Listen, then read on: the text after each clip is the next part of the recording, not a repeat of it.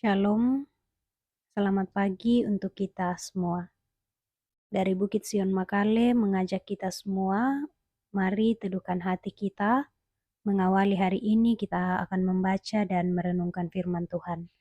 Sebelum membaca, mari satu dalam doa kita berdoa. Kami bersyukur kepadamu ya Tuhan untuk hari ini, untuk pagi ini. Kami boleh bangun menikmati hari baru karunia-Mu. Dan saat ini kami mau membaca dan merenungkan firman-Mu. Kiranya Roh Kudus-Mu menolong kami agar dapat membaca juga merenungkan firman-Mu, bahkan boleh melakukannya dalam sepanjang kehidupan kami. Bersabdalah ya Tuhan, kami semua siap mendengar firman-Mu. Di dalam dan melalui anak-Mu Yesus Kristus kami berdoa. Amin. Kisah Para Rasul pasal 11 ayat 19 sampai 26.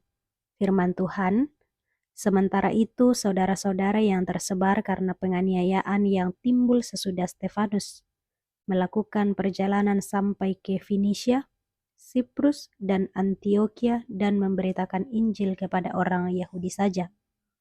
Tetapi di antara mereka ada beberapa orang Siprus dan orang Kirene yang tiba di Antioquia dan berkata juga kepada orang-orang berbahasa Yunani dan memberitakan tentang Tuhan Yesus. Tangan Tuhan menyertai mereka dan sejumlah besar orang menjadi percaya dan berbalik kepada Tuhan. Kabar tentang mereka itu terdengar oleh jemaat di Yerusalem. Lalu jemaat itu mengutus Barnabas pergi ke Antioquia. Setelah Barnabas datang dan melihat anugerah Allah, bersukacitalah ia. Ia menasihati mereka supaya mereka semua dengan kesungguhan hati setia kepada Tuhan.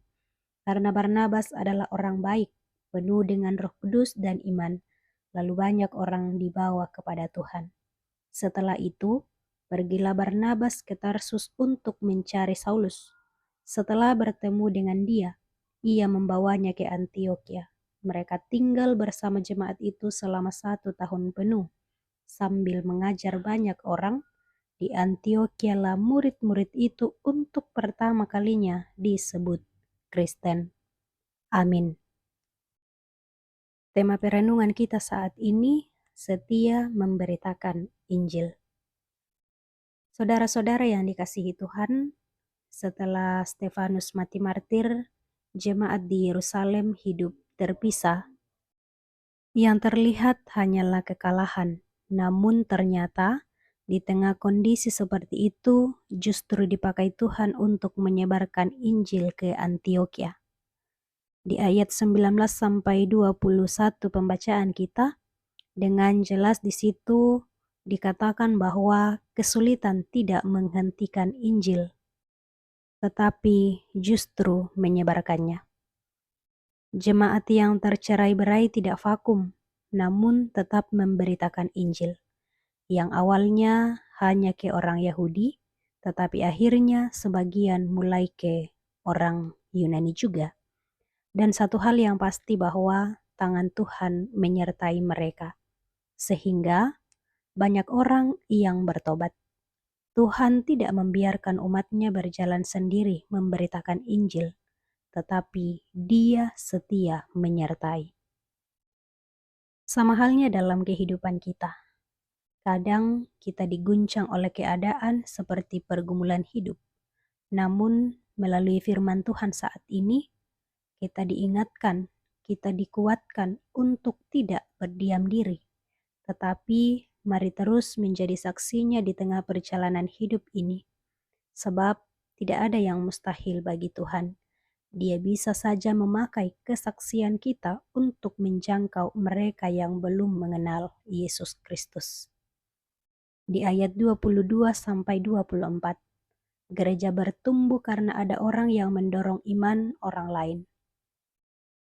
Barnabas yang dikirim ke Antioquia, dia tidak mencari kesalahan, tetapi melihat kasih karunia Allah bekerja dan menguatkan mereka. Lalu di ayat 25 sampai 26, di sana Barnabas mengajak Saulus mengajar di Antioquia selama 1 tahun. Disinilah murid-murid disebut Kristen untuk pertama kalinya. Nama itu muncul bukan dari ritual, tetapi dari cara hidup mereka yang mencerminkan Kristus. Bapak, Ibu, Saudara-saudari, Kristen bukan sekedar nama, melainkan itu adalah identitas yang mesti terlihat dari cara hidup, perkataan, dan kasih dalam kehidupan kita sehari-hari. Jadi, dari firman Tuhan pada saat ini, kita semua belajar, kita semua diingatkan, jangan berhenti bersaksi walaupun keadaan sedang sulit. Jadilah penguat bagi orang lain. Mari senantiasa mengimani bahwa Tuhan memakai orang biasa di Antioquia untuk mengubah sejarah. Dia juga mau memakai kita untuk menjadi saksinya di tengah-tengah perjalanan kehidupan kita. Teruslah setia menjadi saksi Kristus di tengah-tengah dunia ini. Teruslah setia memberitakan Injil, walaupun mungkin keadaan tidak baik. Tetapi yakin dan percaya bahwa Tuhan pasti menolong kita.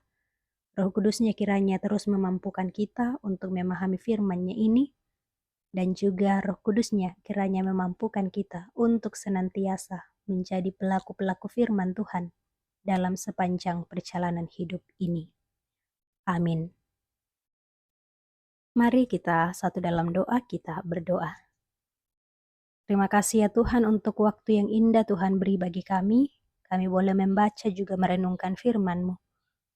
Kami terus datang kepadamu ya Tuhan, memohon sekiranya kuat kuasa Roh Kudus-Mu, terus menolong kami, terus memampukan kami dalam segala keterbatasan kami untuk memahami firman-Mu. Kiranya Roh Kudus-Mu senantiasa membimbing kami, agar kami dimampukan untuk mengerti setiap firman-Mu dan boleh melakukannya dalam sepanjang kehidupan kami. Saat ini kami berdoa untuk semua umat-Mu, untuk semua warga jemaat dimanapun berada saat ini, dalam kehidupan, dalam pekerjaan, usaha, pendidikan, apapun yang sedang ditekuni, kiranya Tuhan senantiasa memberkati, Tuhan senantiasa memberi sehat kuat dan hikmat kepada mereka semua. Juga orang tua yang sudah lanjut usia, kiranya Tuhan senantiasa memeliharakan. Anak-anak dalam masa pertumbuhan, kiranya Tuhan senantiasa memberkati. Segenap anak-anak muda dalam masa muda, dalam perjuangan, kiranya Tuhan senantiasa menolong. Segenap orang tua, kepala keluarga, ibu rumah tangga, kiranya Tuhan senantiasa memberkati, memberi kuat sehat untuk menjalankan setiap tugas dan tanggung jawab yang Tuhan percayakan. Juga segenap pelayan-pelayan Tuhan, kiranya Tuhan senantiasa memberkati. Tuhan Allah Bapa di dalam kerajaan sorga, kami datang saat ini kepadamu membawa seluruh keberadaan hidup kami. Apapun yang terjadi dalam kehidupan kami, dengan iman kami terus percaya bahwa Tuhan yang akan senantiasa berperkara, Tuhan yang akan senantiasa menolong kami. Juga kami berdoa sekiranya saat ini ada warga jemaat yang sedang dalam pergumulan karena sakit penyakit, kiranya Tuhan sembuhkan. Mungkin juga ada yang saat ini dalam pergumulan karena duka cita. Kiranya Tuhan senantiasa menghiburkan. Saat ini kami berdoa untuk bangsa dan negara kami, pemerintah kami. Kiranya Tuhan senantiasa menolong, biarlah terus menjalankan tugas dan tanggung jawabnya dengan terus mengandalkan Tuhan. Kehidupan kami sepanjang hari ini, bahkan sepanjang minggu ini, kami pertaruhkan hanya ke dalam tangan pengasihan Tuhan. Ampuni segala salah dan dosa kami, terus layakkan kami untuk datang kepadamu. Ini permohonan kami, ini ungkapan syukur kami yang kami sampaikan. Di dalam nama anakmu Yesus Kristus kami berdoa. Amin. Demikian renungan kita pada saat ini. Selamat pagi, selamat beraktivitas, selamat berawal pekan. Tuhan Yesus memberkati kita semua.